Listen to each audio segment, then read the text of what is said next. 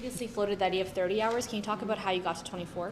Yeah, look, 8 shifts is 3 shifts of 8 hours. It seems reasonable. It's a lot to be working during the week. We know that over 20 hours, there are more than 80+% of students working over 20 hours. We think it would have been unduly burdensome to reduce it to 20 hours or even more.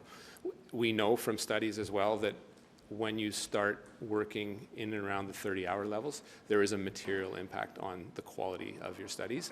And again, being able to work 30 hours a week is as close to a full-time job, and it doesn't make sense, does not match with the idea behind the international student program, which is to study and not to work. But again, it costs a lot of money to be an international student. It can cost $40,000. So we don't want to put them in undue hardship. Students that want to come here have to realize that they can only work 24 hours in order to offset some of their costs or bring the material resources themselves when they come here.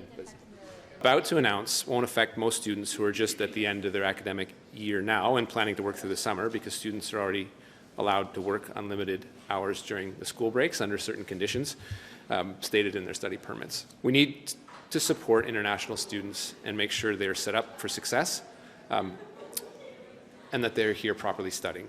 To be clear, the purpose of the international student program is to study and not to work. So with these considerations in mind, we intend to make permanent changes to allow up to 24 hours of off-campus work for international students, with a goal of having that in place for the fall.